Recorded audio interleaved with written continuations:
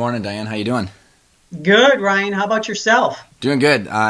Pretty happy that you're on the show. I'm excited for today's topic because I think it's a topic that a lot of owners want to dive into and probably have a little bit more clarity from someone with the skills that you do. And for our listeners' sake, if you can kind of just give us a little bit of a backdrop on your experience, because you've been in the exit planning industry for a long time, but maybe just give us a little bit of insight on how you ended up in the industry and how you came to where you are today. Sure. Thank you. First of all, thank you for having me. I do appreciate it and look forward to hopefully sharing some wisdom for you as well as your listeners.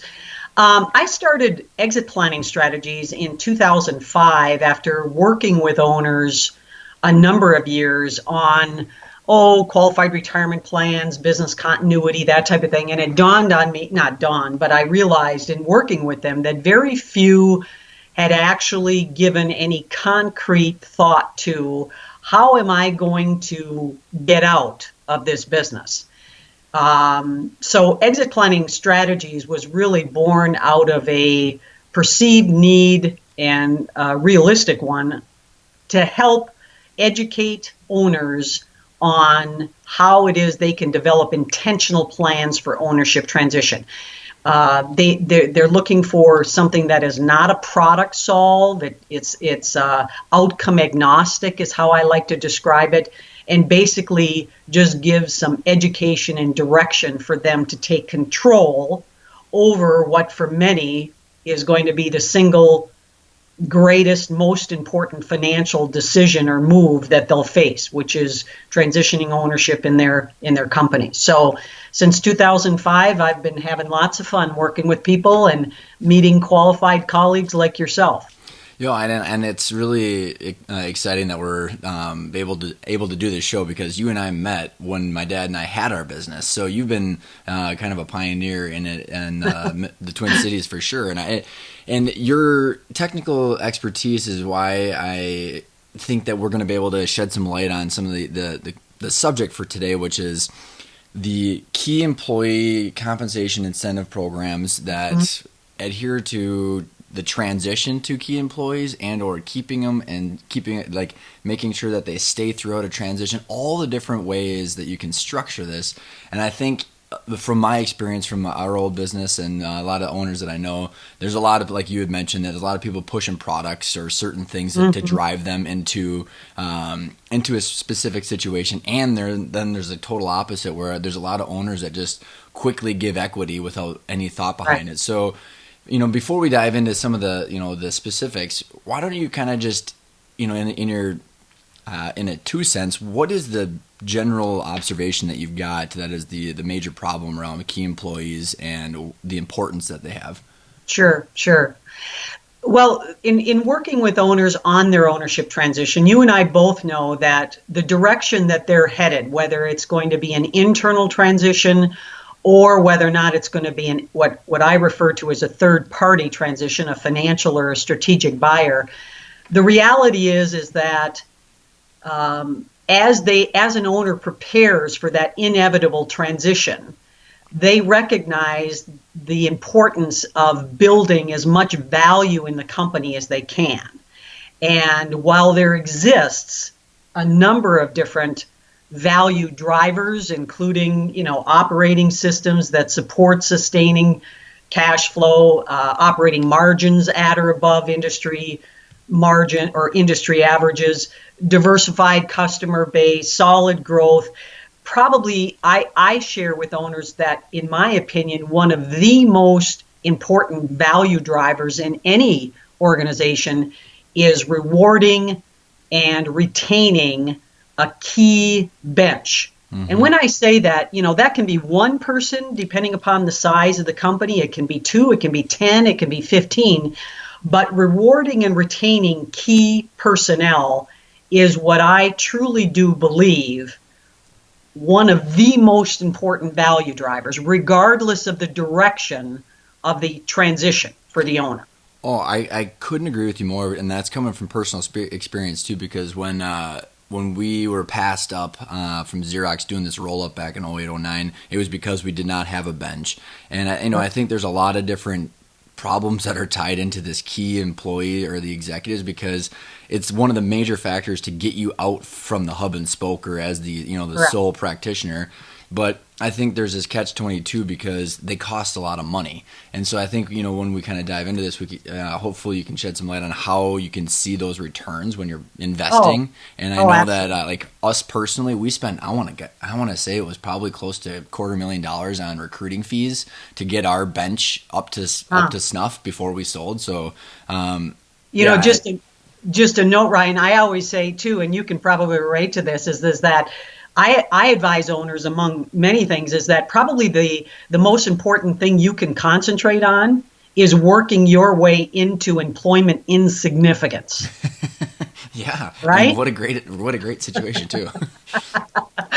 But no, and cost, I'm completely prepared, because quite frankly, and you'll find this, another thing that I advise owners is that these key employee incentive plans aren't an additional line item on your balance sheet or on your income statement. If properly designed, they're being completely funded through increased profit. Yep. So then there's a lot of ways I want to dive into that. But as we kind of tee it up, let's say, because a lot of the people that I've talked to, they're in the midst of trying to find, some of these key employees. And one of the things that I realized through some of our mistakes was not having our stuff together to present to these key employees, because if they're the right people, they're going to be asking the right questions. So, I don't know if there's some, some insight you can say, like, where in the process, whether it's you have the employees or you're about to find them, where do you see that designing these plans is the right time? When it comes to the development of a incentive plan, timing, I always say the sooner the better. You wait until, or the owner waits until they're already negotiating with a potential buyer, and their opportunity for retaining their key employees is going to be based on sharing probably proceeds from the sale. Mm-hmm. Timing, in my opinion, I will always advise, if an owner doesn't currently have a key employee incentive retention plan, they should. They're behind the eight ball. It's a little bit like that saying that when is the best time to plant a tree? 30 years ago. 75 years ago, and the second best is today. Yeah. So, before we kind of solve this problem, I see a lot of problems. The two different main situations where they hire a key employee without having a plan to present to them. What are some of the problems you see if they do not, when they're in the middle of having this hiring process, if they don't have a plan in place? Well, I think, and it distinguishes between your rank and file, if you will, and then what we call key performers or key catalysts.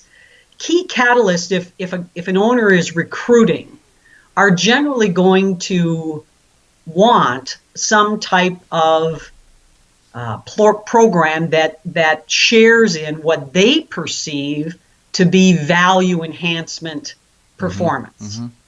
Mm-hmm. So again, key catalysts, key performers, oftentimes as you're recruiting and as owners are interviewing, they're going to ask, do you have a plan? And if so, what does it look like? Now, we'll, I'm sure, get into this, but one of the cautions that I always share with owners is be very careful in offering a compensation plan that includes equity as a portion of it before a recruit has proven their value. Mm-hmm. My rule of thumb is, you can build out financial incentive, but be very, very careful not to dilute equity at least until after a 2-year period. Well, and there's so many ways you can step into those, right, with the right performance metrics. And I think, some of the other complications with giving equity right away is, when you get to a potential buyer, you're all of a sudden you have to consult with Absolutely. even if it is a minority share, correct? Right. Oh, absolutely. And that's one of the things that a lot of owners they fear, but they also don't understand is that a minority owner has not only rights to the financial, but voting rights. They've got they even have in some states what's referred to as a duty of loyalty and care, where a minority owner can challenge the owner on what they perceive to be self-serving compensation. The country club memberships, Mm-hmm. the RVs and recreational, equipment, etc. Yeah, minority owners. I'm careful because I know a lot of listeners out there may fall into this area, but I always say that minority owners are the ones that help make litigation attorneys rich. I believe that. Kind of seen a little bit of that in myself. So, and I think where we want to go with this is a lot of, even back in, I'll kind of tee it up with my own story where, so here's the conversations, whether it's a family member or, you have this bench that's there or you're starting to build it. And my dad and I used to always have this conversation. He goes, well, why do I want to just give you part of my cash flow stream? And it's like, I don't want it. So there's this constant, like, I want to earn it. He wants to give it, but like, in what ways do you give it? How do you put the metrics together? So if you can kind of probably split it into a couple different chunks, but what are the most common ways that you see this structure beginning, and how do you start those conversations? You mean of the designing the key employee incentive, Yeah, or because like if you're just as is, and let's say someone's making $500,000 in EBITDA, yep, and the owner goes, well, I'm not just going to give my cash flow to my okay, key employee because okay, that's just charity, and I'm not in the business of yep, charity.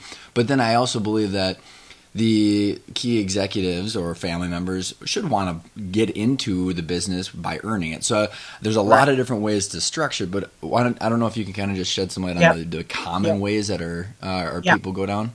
Yeah, absolutely. And in fact, that sentiment that you described of the owner saying, why should I be just voluntarily dispersing my EBITDA? Yeah. I'm the one taking all the risk and everything else, which brings me to the very first of four key design variables that I encourage when developing an incentive retention plan for key personnel. The first is exactly addresses what you just brought up, and that is that, okay, first of all, we've identified who those key people are. We've also acknowledged the fact that if we were to lose them to a competitor, it's going to have a financial impact to our organization. Mm-hmm. So the very first design element in any type of incentive plan is to build a benchmark of some sort. I like to encourage a financial benchmark that, when obtained, will then correlate to an award earned. So having some type of a benchmark. So, for example, when you talk about benchmark, it can be performance based. I like financial based, quite frankly, because it's just so much easier to identify, validate, confirm, etc. And it can be whatever the owner determines. So And not again, just sorry to interrupt, and don't yeah. do top line revenue, because we had that for Oh, one of our old GMs, and he sandbagged a bunch of bad deals to hit some benchmarks. oh my gosh. Well, you and I and every owner listening knows top line revenue means nothing. I Right. shouldn't say that, but there are some industries where it's important, but top line, yeah. Yeah. So if you've identified a benchmark, let's say it's and again, this can be as unique to the organization as they choose, but maybe let's say the owner says, all right, well, I have to have a certain amount of EBITDA in order to just operate this business. So if we can increase it by any amount, I'm going to take X percentage of that increase over that base requirement. And for example, I'm going to take 10% of it, 20% of it. I'm going to set it aside in a pool. And then that pool is what's going to be used to finance this incentive plan. Okay. Mm-hmm. And it can be as unique as you care. Some will say, I have to have a certain base. Others will say, you know what, if we increase our net profit or EBITDA at all, I'll take X percentage of it and set it aside in this pool. Mm-hmm. So, one of the things that you'll hear me say is it's got to be a win-win.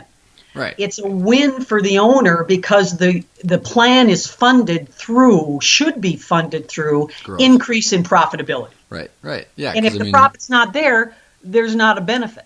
Right. And quite frankly, one other thing I'll throw in is that with the financial benchmark and having that communicated, it avoids the entitlement mentality that's so rampant in most companies with key employee bonuses. Yep. Yeah, like, hey, we won that big customer, give me money. So, and I think you hit on a couple really good points because, if you go from 500 in EBITDA, then you go to 550, that 550 you wouldn't have had otherwise minus their efforts. It's sweat equity, right? Right. And that's what motivates their performance or their behavior. And of course, as you might suspect, they have to have the ability to impact that bottom line as well. Mm-hmm. And if I'm assuming as you're designing these, once you have those in place and they don't hit the benchmark, you've got contingencies should they. I mean, it's just like any other kind of sales comp plan where if you hit it, you miss a couple months, but then you hit the quarter or something like that. There's different ways you can structure it. Correct. And when I talk, Ryan, about the incentive plans, it's appropriate to make a distinction between short-term incentive and long-term incentive. Mm-hmm. The short-term obviously being something that, like you had just referred to, maybe quarterly, semi-annual, annual. The longer-term incentives are the type that are used to motivate long-term loyalty as well as potentially morph into ownership transition, which again, we'll save until we get a little bit later. But when I'm discussing the incentive retention, I am primarily referring to the long-term incentive plans. So then once you get this financial benchmark, what's the second step then once you kind of determine? Yeah. And the second step or the second design variable after the some type of a benchmark is identified, the second one is what I do is, and what any advisor in this space is going to do is say, okay, we've got the benchmark. Now let's gain a projection, a cash flow projection of what that might look like based on our best guesstimates so that we can then identify what that annual award might look like. Now, remember, we're not guaranteeing, but we have to project it because we have to be able to communicate to the key person, well, here's what this plan is going to potentially give you. And the reason I say this is because in today's environment, unless this incentive retention plan can produce the possibility of 25% of salary or more on an annual basis, it's not going to incent the type of behavior or loyalty that an owner generally is looking for. So the second design variable is that the potential award has to be significant. And by that, what I'm seeing in the industry, a minimum of 25%. You can go 20, but 25% at minimum of annual salary. Mm-hmm. So, and I'm assuming this is probably the next couple variables, but what is the incentive, right? So whether there's a lot of different ways you can give in the what. So I don't know if you've already touched on that, or if that's in the other ones, or if it's coming. I'm just kind of curious. Well, and the first design variable is having an identifiable benchmark. The second criteria or the second design variable must have is that based on projections, the benchmark has to produce the potential for substantial award. Yep. The third and a very neglected design element that I find is that some percentage, and in fact, in my opinion, not less than 50% of that annual award, and ideally more, has got to be deferred until a future payout. Mm-hmm. So you come up with the formula, you project it out. Yes, it's going to hit the mark. Now the determinant is of that annual award, how much is a pure cash outright, if any, and how much is deferred. Mm-hmm. And then the amount that's deferred is then subject to if the owner chooses a vesting schedule. And that vesting schedule, unlike the qualified retirement plan, can be whatever you have. It can be, a certain percentage per year. It can be what they call cliff vesting, where there's no vesting up until, year 5 or 6 or 7. So if the key employee leaves for some reason prior, they relinquish the full deferred account balance. And you could probably tie in even a percentage of that deferred to a stay bonus or something. Absolutely. Right? Absolutely. And I'll just mention it because we're, the benchmark it's got to have the potential of being substantial. It's got to have at least half of it deferred and subject to the potential of a vesting schedule. And the last, believe it or not, I know it sounds kind of simple, but it's communicating the plan. You'd be, I know it sounds kind of silly, but you would be amazed. I had one client who says, we went through the whole thing where we designed the plan, we projected it. Yep, it met all that. We did 100% deferral because they already had a cash bonus that he paid. And then I said, okay, so, now the key element is to bring this group together to identify the fact that they have been individually selected to participate in this plan. And oh, by the way, the reason you're here is because we acknowledge the substantial value that you bring to this company and its success, and we want to share in that success with you. So here's how this plan is going to work.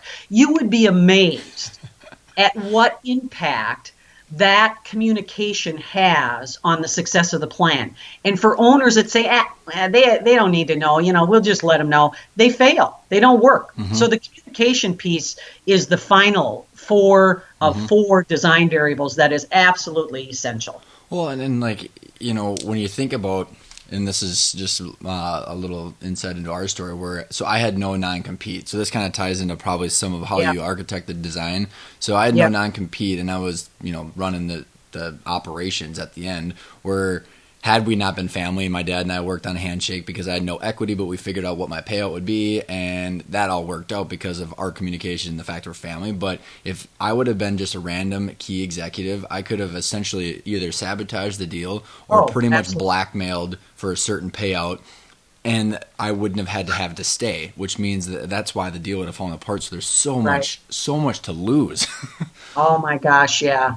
Well, and if an owner finds themselves in a negotiated sale and hasn't yet developed some type of an incentive, as that lifetime stay bonus is certainly a plan that is still well worth the initiative. And all it is in a nutshell, is promising some percentage of the sale proceed or some percentage of salary paid at intervals up to 18 to 24 months after the sale. Because a buyer, especially a financial buyer, is going to be looking for low risk to the cash flow sustainability. So they want to know that key employee bench is going to stay. So sharing a lifetime stay bonus is certainly a kind of a last-ditch effort, if you will, for those owners that haven't developed a plan earlier. Yep, yeah. And so as we kind of think about,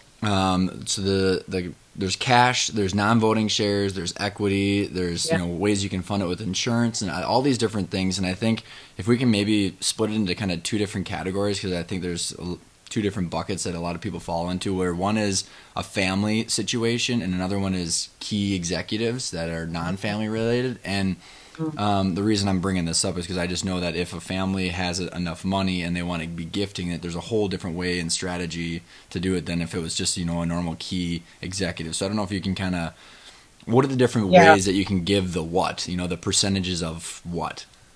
Yeah. And you bring up a great point. And in fact, in family-owned businesses, I think this whole issue of key employee incentive is so critical because this too. When you were in business, even though you are helping run the company, as you very well recognize, you can't do it alone. Right. You've got other personnel there, key personnel, that without whom there's no way you could do it by yourself. And yet, as a family-owned business, the idea of having, again, non-family equity shareholders is just, not very palatable either. So, when it comes to developing a plan between family versus non-family, that whole discussion, and you brought that up, once you've got the design, the how is the award earned, and all that other type of thing, the next question that the owner has to address is, do I want this to be a stock-based incentive plan or a cash-based? Mm-hmm. And what I will tell you from my experience is that the vast majority, and when I say that, I mean 85% of incentive plans is going to be cash-based. And the reason for that, again, we can talk about. But if the owner is looking for a way of gradually transitioning ownership to a family member, that's where I see cash-based bonuses used, or I'm sorry, stock-based bonuses used. And they can be voting, they can be non-voting, they can be restricted shares, they can be stock options. The other place I see stock options very prevalent is in the IT industry, where rapid growth and third-party sale is imminent. But for the most part, the cash-based, which can include the deferred compensation, it can include phantom stock, which looks and acts like equity but isn't. Stock appreciation, it can be performance units, it can be supplementary executive benefits, restricted executive benefit plans. I'm not sure if that answers your question, but in family-owned businesses, cash-based makes most sense. Also, where the owner is not interested in giving meaningful percentage, cash-based is appropriate. Where the key employee really would prefer cash than ownership in a minority company. Well, and you'd actually, in that one scenario, we actually had someone we were talking to where, if you give them the option to have some non-voting, equity, and they say, no, I'll take cash, that just shows you how that actually that individual might not be someone you want to transition the business to, because they don't have the entrepreneurial risk or long-term view, because they want a boat this year. Right, absolutely. So let's take it, because I know you listed off a bunch of stuff, and I think it's important because all the things that you listed are all the different ways you can structure these. But one of the things that I tell anybody is that if you've got the time, money, and energy, tell us what you want, or finally get what you want on paper, because you can technically reverse into it. And I don't know if you want to, maybe, because I like the phantom stock option, the deferred comp. And let's say maybe I'll give you a scenario where I've got a key employee that I really like. He is not going to end up running the company, but there's some way that I want to keep him. I think that he's worth more than just cash. So what would be the ways? Let's say he's making $120,000. The business is worth, I don't know, $10 million or something like that. What are the different ways that you could give him a lot of the upside, keep him on board, keep him vested, and I don't know if there's just a couple of different ways you could rally back and forth on what you would see the options be.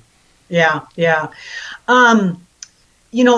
think the goal for most owners when they're looking at the key employee incentive is, yes, they want to reward them. Yes, they want to retain them, certainly. But they also want to develop a ownership mentality. Right. And in doing so, they also have to be willing as an owner to kind of share the wealth.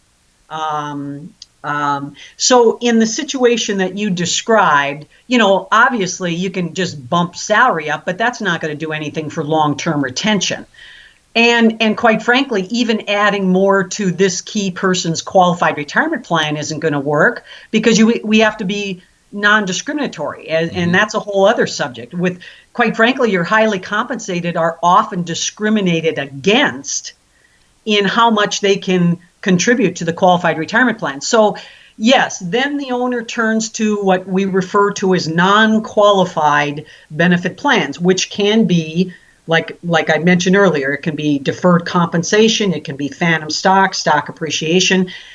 A lot of it depends upon, I think, how optimistic and confident the key person is in the growth of the company going forward. non-qualified deferred comp and phantom stock, we've got the same cash award. Let's say 100% of it is deferred. Then the only question is, on that deferred balance, do we want to tie the growth to an outside index of some sort?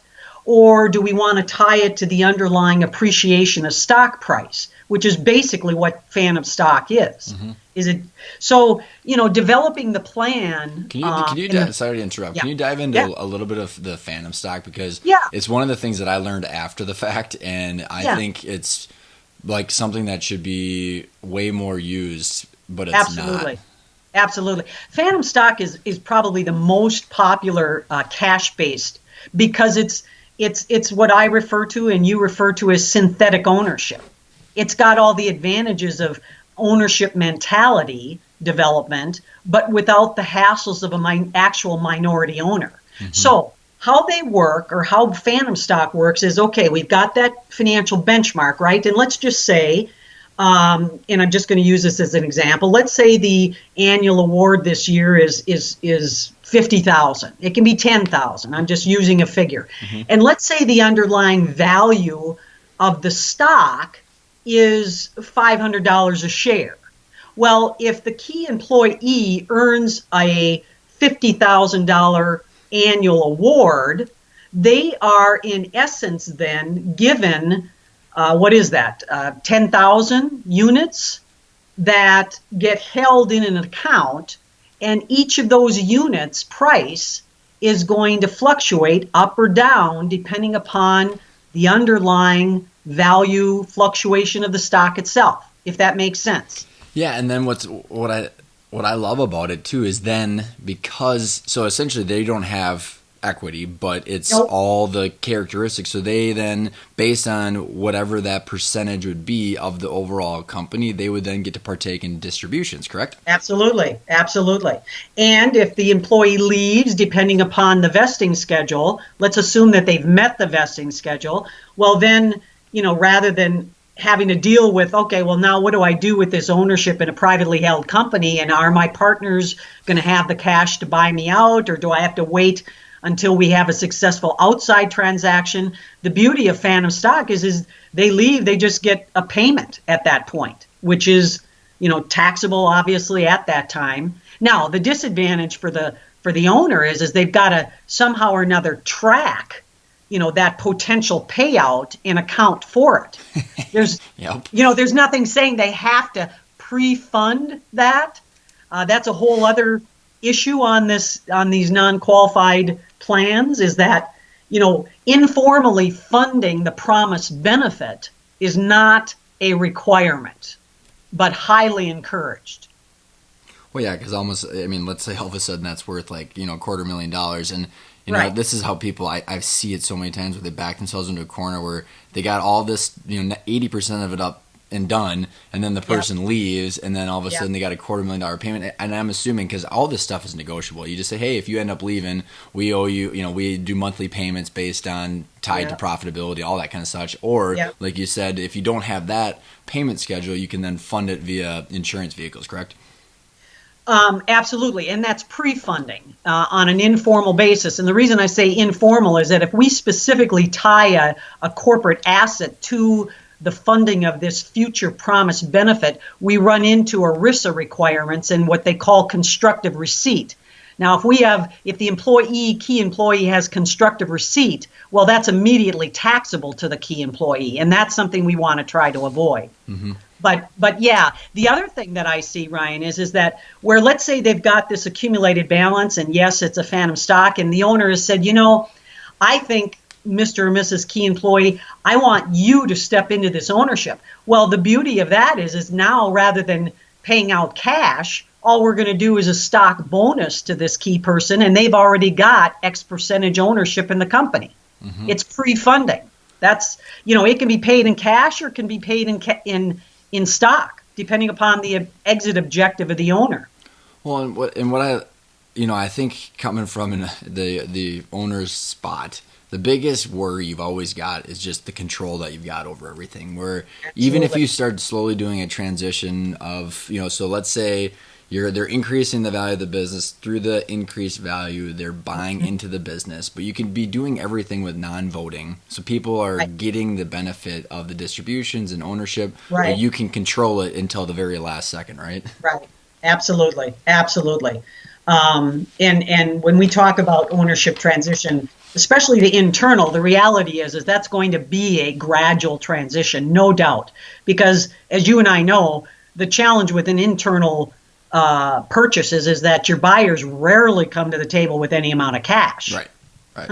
Yep. So these incentive plans is a perfect way to kind of systematically pre-fund. And in a cash-based plan, if attitudes change, the key employee says, "Hey, thanks, but no thanks," which, believe it or not, occurs often. Or the owner says, "Hey, sorry, but you're not really the person that I envisioned, and I don't want to give ownership." Well, great. You still got cash payment in honoring that promise that you've made. Yeah, I mean, it's just coming up with all the contingencies, because the reality is we're all humans, and this is you can't predict. You can predict all the stuff that can go wrong, which is what you should be doing.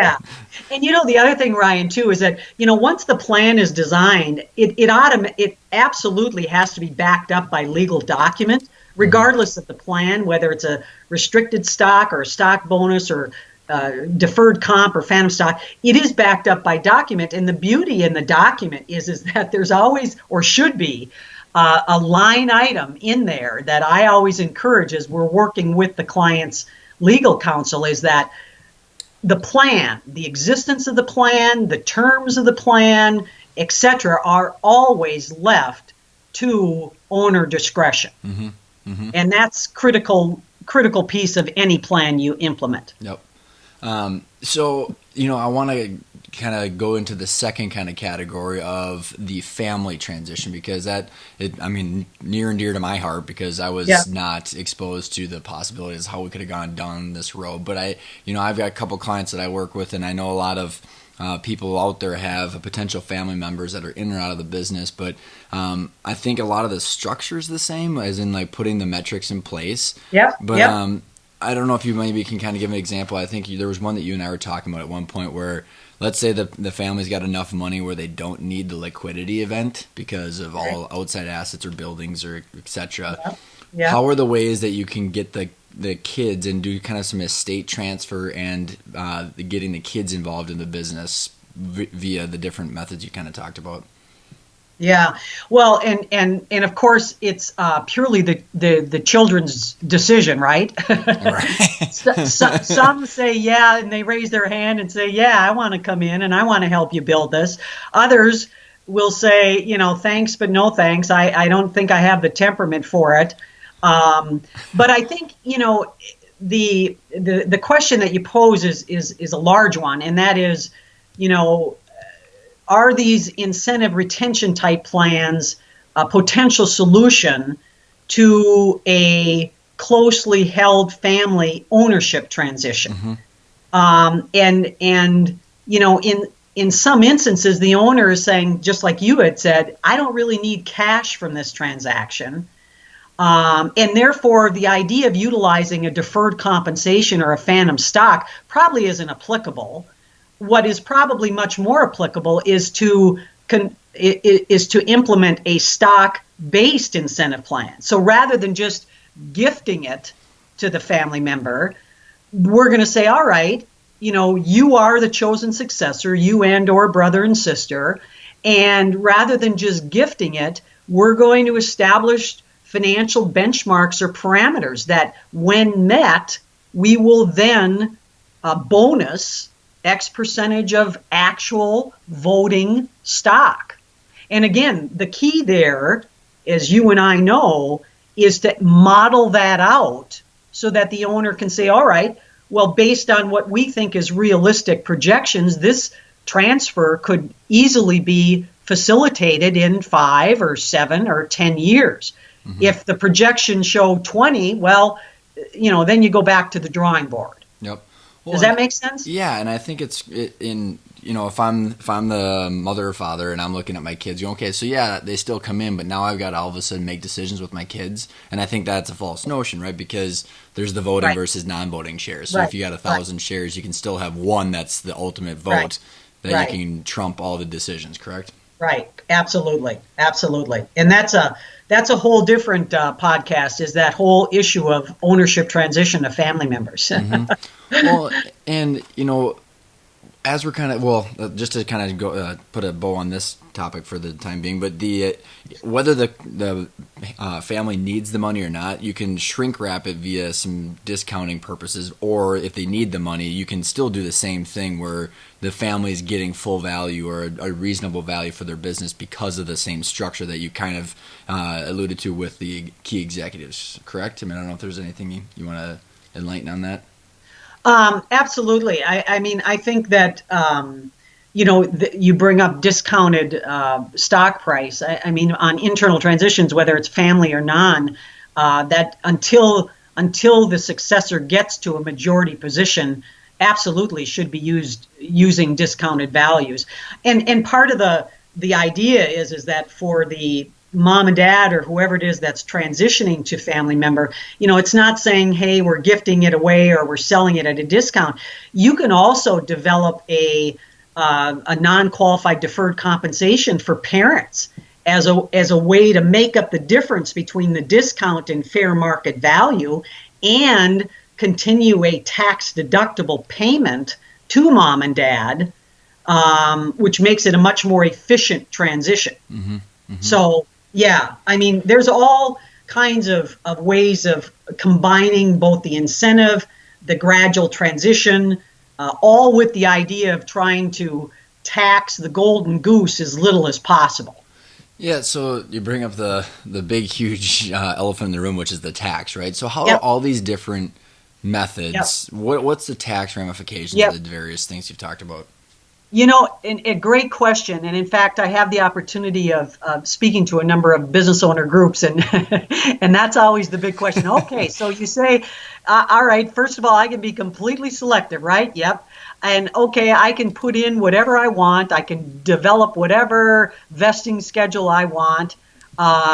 Minimal government reporting. So what are the tax implications? And here's the bottom line. Even though there, as with anything else, there are some nuances, but generally speaking, until the award is paid out or vested, made available to the key executive, until that is made available or paid out, the tax deduction to the company is deferred until that point. And correspondingly, the tax obligation by the recipient or the key employee is deferred until receipt. Okay? So, again, and I'll repeat that. Once paid out or vested, deduction to the company at the point of payout, taxable to the executive at the point of receipt.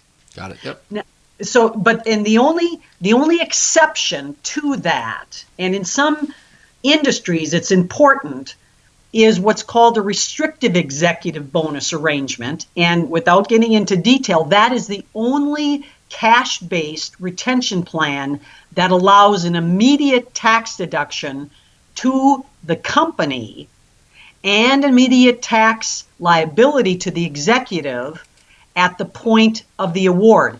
Now, to offset that, many companies will gross up a bonus to cover that key executive's tax liability at the point of payout. But generally speaking, deductible at payout, taxable to the recipient at that point. Which is also why you want to plan for when that actual event happens. Absolutely. And it's one of the benefits that key employees perceive with these, because they can kind of time, they have flexibility in timing their tax obligation to a certain extent. They can say, hey, hold on to it. Even though I'm 100% vested, hang on to it. I don't really need it. I don't want it in a lump sum. I'll kind of take it over a period of time.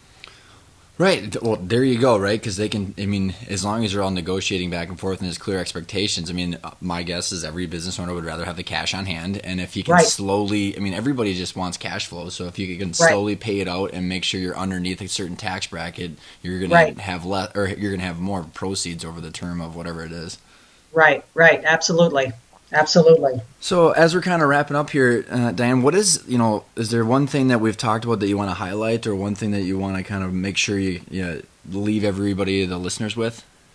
Yeah, I think, of course, I'd have a number of them, but as it as it pertains specifically to the key employee incentive and retention, the reality is that it is a significant value driver, and in the scope of ownership transition strategies, it's a critical value driver in either an external or an internal transition strategy or option. They can be completely selective.